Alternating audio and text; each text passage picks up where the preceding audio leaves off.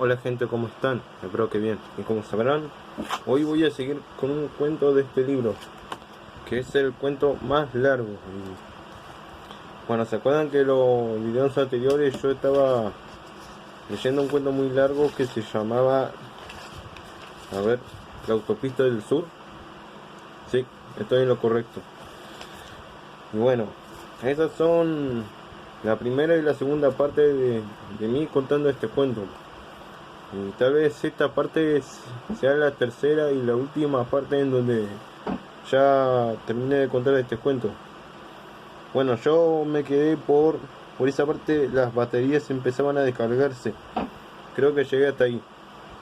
Bueno, si termino de contar este cuento, más vale que este sea la última parte que voy a hacer. Si están escuchando un ruido de fondo, es de nuevo el sonido de mi ventilador. Hace mucho calor acá dentro de la pieza. Bueno, vamos a seguir. Las baterías empezaban a descargarse y no se podía hacer funcionar todo el tiempo la calefacción. Taunus decidió que los dos coches mejor equipados se reservarían llegado el caso para los enfermos. Envueltos en mantas, los muchachos del Cinca habían arrancado el tapizado de su auto para fabricarse chalecos y gorros, y otros empezaron a imitarlos. Cada uno trataba de abrir lo menos posible las portezuelas para conservar el calor. En alguna de esas noches heladas, el ingeniero oyó llorar ahogadamente a la muchacha del Dauphin. Sin hacer ruido, abrió poco a poco la portezuela y tanteó en la sombra hasta rozar una mejilla mojada. Casi sin resonancia, la chica se dejó atraer al 404. El ingeniero la ayudó a tenderse en la cucheta. La abrigó con la única manta y le echó encima su gabardina. La oscuridad era más densa en el coche de ambulancia, con sus ventanillas tapadas por las lomas de la rienda. En algún momento el ingeniero bajó los dos parasoles y colgó de ellos su camisa y un pullover para aislar completamente el auto. Hacia el amanecer, ella le dijo al oído que antes de empezar a llorar, había creído ver a lo lejos, sobre la derecha, las luces de una ciudad. Quizá fuera una ciudad, pero las nieblas de la mañana no dejaban ver ni a 20 metros. Curiosamente, ese día la columna avanzó bastante más, quizás 200 o 300 metros. Coincidió con nuevos anuncios de la radio, que casi nadie escuchaba, salvo Taunus, que se sentía obligado a mantenerse al corriente. Los locutores hablaban enfáticamente de medidas de excepción que liberarían la autopista, y se hacían referencia al agotador trabajo de las cuadrillas camineras y de las fuerzas policiales. Bruscamente, una de las monjas deliró, mientras su compañera la contemplaba aterrada y la muchacha del Dauphin le humedecía las sienes con un resto de perfume. La monja habló de Armagedón, del 9º día, de la cadena de sin abrigo. El médico vino mucho después, abriéndose paso entre la nieve que caía desde el mediodía y amurallaba poco a poco los autos.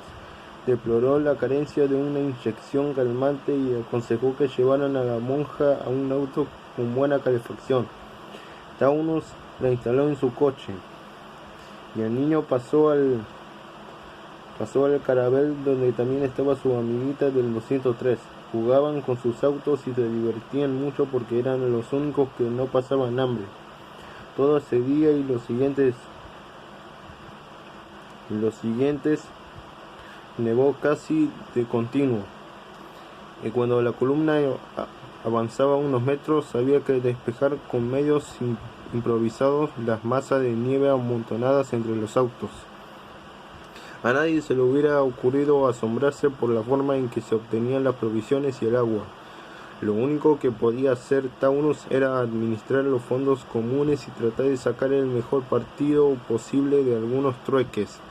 El Ford Mercury y un Porsche venían cada noche a traficar con las vituallas.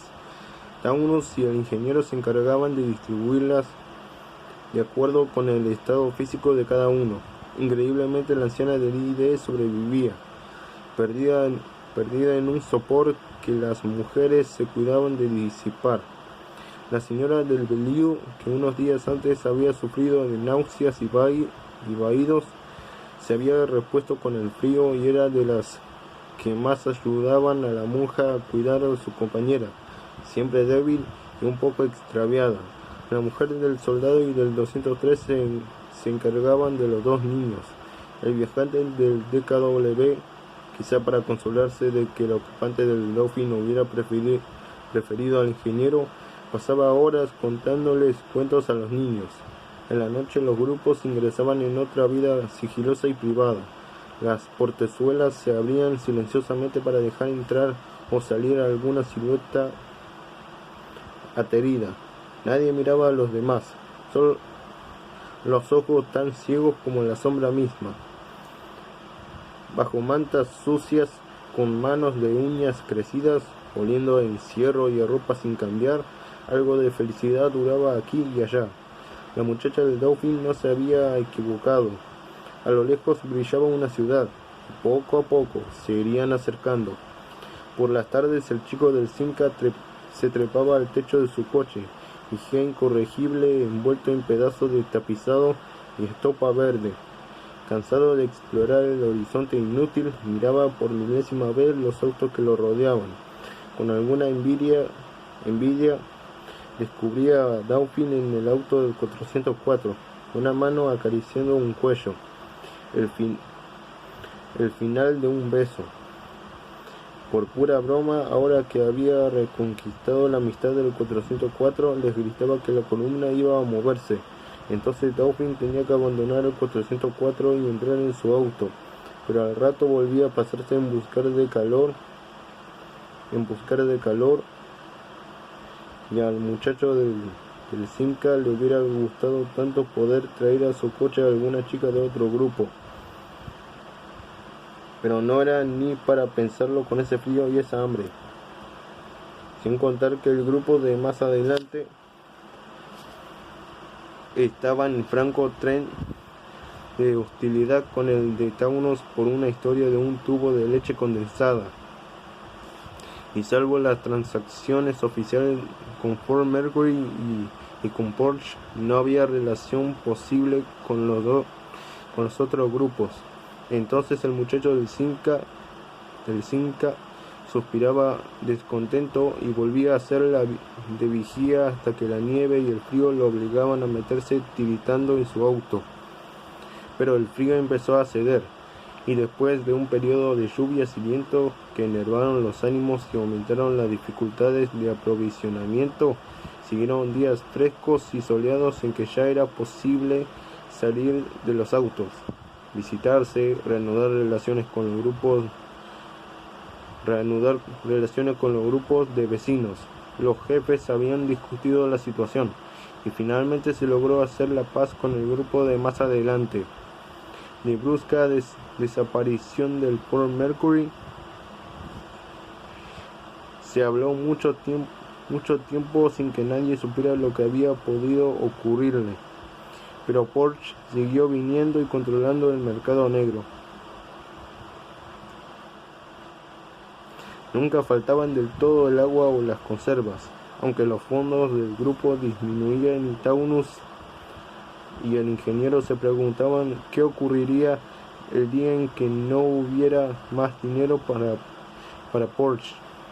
Se habló de un golpe de mano, de hacerlo prisionero y exigirle que revelara la fuente de los suministros, pero en esos días la columna había avanzado un buen trecho y los jefes prefirieron seguir esperando y evitar el riesgo de echarlo todo a perder por una decisión violenta. Al ingeniero, que había acabado por ceder a una indiferencia casi agradable, lo sobresaltó por un momento el tímido anuncio de la muchacha del Dauphin, pero después comprendió que no se podía hacer nada para evitarlo y la idea de tener un hijo de ella acabó por parecerle tan natural como el reparto nocturno de las provisiones o los viajes furtivos hasta el borde de la autopista.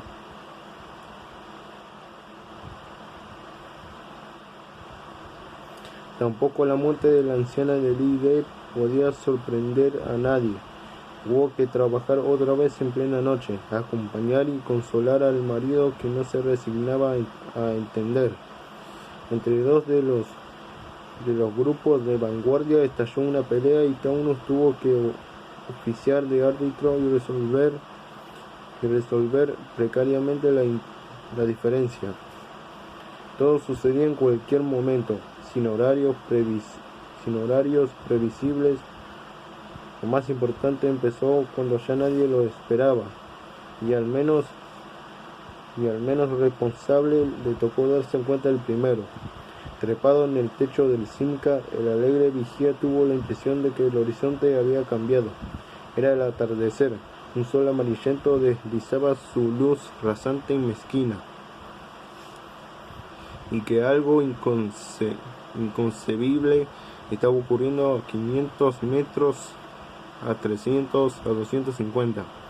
Se lo gritó el 404 y el 404 le dijo algo a Dauphin, que se pasó rápidamente a su auto cuando ya Taunus, el soldado y el campesino venían corriendo, y desde el techo del Simca el muchacho señalaba hacia adelante y repetía interminablemente el anuncio como si quisiera convencerse de que lo que estaba viendo era verdad. Entonces oyeron la conmoción, algo como un pesado pero incontenible movimiento migratorio que despertaba de un interminable sopor y ensayaba sus fuerzas. Taunus les ordenó a gritos que volvieran a sus coches. El Belliu, el ID, el Fiat 600 y el D Soto arrancaron con un mismo impulso. Ahora el 2HP, el Taunus, el Simca y el Ariane empezaban a moverse, y el muchacho del Simca, orgulloso de algo que era como su triunfo, se volvía hacia el 404 y agitaba el brazo, mientras el 404, el Dauphin, el 2HP de las monjas y el DKW se ponían a su vez en marcha. Pero todo estaba en saber cuándo iba a durar eso. El 404 se lo preguntó casi por rutina mientras se mantenía en la parte de Dauphin y le sonreía para darle ánimo. Detrás, el Volkswagen, el Caravelle, el 203 y el Florid arrancaban, a su vez, lentamente, un trecho en primera velocidad. Después la segunda, interminablemente la segunda, pero ya sin desembragar como tantas veces. Con el pie firme en el acelerador, esperando poder pasar a tercera.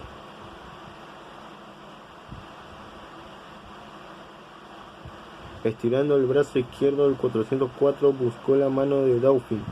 Usó apenas la punta de sus dedos. Vio en su cara una sonrisa de incrédula esperanza y pensó que iban a llegar a París y que se bañarían. Irían juntos a cualquier lado, a su casa o a la de ella, a bañarse, a comer, a bañarse interminablemente y a comer y beber, y que después habría un dormitorio con muebles y un cuarto de baño con espuma y jabón para afeitarse de verdad, y retretes, comida y retretes y sábanas. París era un retrete y 2 sábanas, y el agua caliente por el pecho y las piernas, y una tijera de uñas y vino blanco. Beberían vino blanco antes de besarse y sentirse oler a lavanda y a colonia, antes de conocerse de verdad a plena luz entre sábanas limpias, y volver a bañarse por fuego, amarse y bañarse y beber, y entrar en la peluquería, entrar en el baño, acariciar las sábanas y acariciarse entre las sábanas y amarse entre la espuma y la lavanda y los cepillos antes de empezar a pensar en lo que iban a hacer, en el hijo y los problemas y el futuro, y todo eso siempre que no se detuvieran, que la columna continuara aunque todavía no se pudiese subir a la tercera velocidad, seguir así en segunda, pero seguir, con los paragolpes rozando el Simca, El 404 se echó atrás en el asiento, sintió aumentar la velocidad, sintió que podía acelerar sin peligro de irse contra el Simca, y que el Simca aceleraba sin peligro de chocar contra el Bellew, y que detrás venía el Caravelle y que todos aceleraban más y más, y que ya se podía pasar a tercera sin que el motor penara. Y la palanca calzó increíblemente en la tercera y la marcha se hizo suave y se aceleró todavía más. El 404 miró enternecido y deslumbrado a su izquierda buscando los ojos de Dauphin. Era natural que con tanta aceleración las filas ya no se mantuvieran paralelas. Dauphin se había adelantado casi 1 metro y el 404 le veía la nuca y apenas el perfil, justamente cuando ella se volvía para mirarlo y hacía un gesto de sorpresa al ver que el 404 se retrasaba todavía más. Tranquilizándola con una sonrisa, el 404 aceleró bruscamente, pero casi enseguida tuvo que frenar porque estaba a punto de rozar el Simca. Le tocó secamente la bocina y el muchacho del Simca lo miró por el retrovisor y le hizo un gesto de impotencia, mostrándole con la mano izquierda el Bellew pegado a su auto. El Dauphin iba a 3 metros más adelante, a la altura del Simca. La niña del 203, al nivel del 404, agitaba los brazos y le mostraba su muñeca. Una mancha roja a la derecha desconcertó al 404. En vez del 2 HP de las monjas o del Volkswagen del soldado, vio un Chevrolet desconocido. Y casi enseguida el Chevrolet se adelantó seguido por un Lancia y por un Renault 8. A su izquierda se le apareaba un ID que empezaba a sacarle ventaja metro a metro, pero antes de que fuera sustituido por un 403, el 404 alcanzó a distinguir todavía en la delantera del 203 que ocultaba ya a Dauphin. El grupo se dislocaba, ya no existía. Taunus debía de estar a más de 20 metros adelante, seguido de Dauphin. Al mismo tiempo, la tercera fila de la izquierda se atrasaba porque en vez del DKW del viajante, el 404 alcanzaba a ver la parte trasera de un viejo furgón negro, quizá un Citroën o un Peugeot. Los autos corrían en tercera, adelantándose o perdiendo terreno según el ritmo de su fila. Y a los lados de la autopista se veían huir los árboles, algunas casas entre las masas de niebla y el anochecer. Después fueron las luces rojas que todos encendían siguiendo el ejemplo de los que iban adelante. La noche que se cerraba bruscamente. De cuando en cuando sonaban bocinas. Las agujas de los velocímetros subían cada vez más. Algunas filas corrían a 70 kilómetros, otras a 65, algunas a 60. El 404 había esperado todavía que el avance y el retroceso de las filas le permitiera alcanzar otra vez a Dauphin, pero cada minuto lo iba convenciendo de que era inútil, que el grupo se había disuelto irrevocablemente, que ya no volverían a repetirse los encuentros rutinarios, los mínimos rituales, los consejos de guerra en el auto de Taunus, las caricias de Dauphin en la paz de la madrugada, la risa de los niños jugando con sus autos, la imagen de la monja pasando las cuentas del rosario. Cuando se encendieron las luces de los frenos del Simca, el 404 redujo la marcha con un absurdo sentimiento de esperanza, y apenas puesto el freno de mano saltó del auto y corrió hacia adelante, fuera del Simca y el Bellew. Más atrás estaría el Caravelle, pero poco le importaba. No reconoció ningún auto. A través de cristales diferentes lo miraban con sorpresa y quizá escándalo otros rostros que no había visto nunca. Sonaban las bocinas y el 404 tuvo que volver a su auto. El chico del Simca le hizo un gesto amistoso, como si comprendiera, y señalaba alentadoramente en dirección de París. La columna volvía a ponerse en marcha. lentamente durante unos minutos y luego, como si la autopista estuviera definitivamente libre. A la izquierda del 404 corría un Taunus, y por un segundo al 404 le pareció que el grupo se recomponía, que todo entraba en el orden, que se podría seguir adelante sin destruir nada.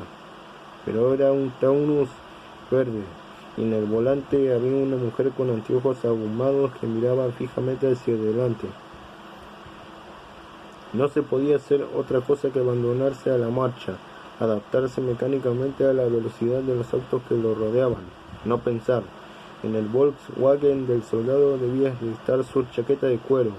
Taunus tenía la novela que él había leído en los primeros días, un frasco de lavanda casi vacío en el 2HP de las monjas, y él tenía ahí, tocándolo a veces con la mano derecha, el osito de felpa que Dauphin le había regalado como mascota.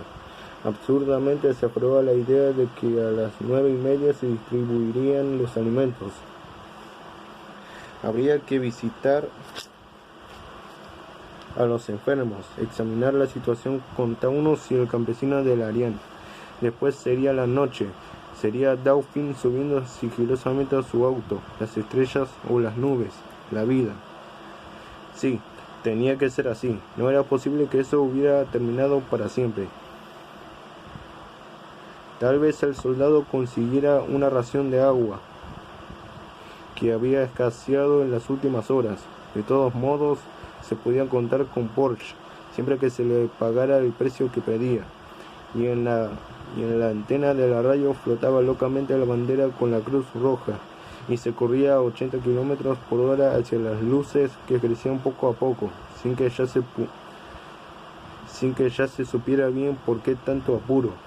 Porque esa carrera en la noche entre autos desconocidos, donde nadie sabía nada de los otros, donde todo el mundo miraba fijamente hacia adelante, exclusivamente hacia adelante.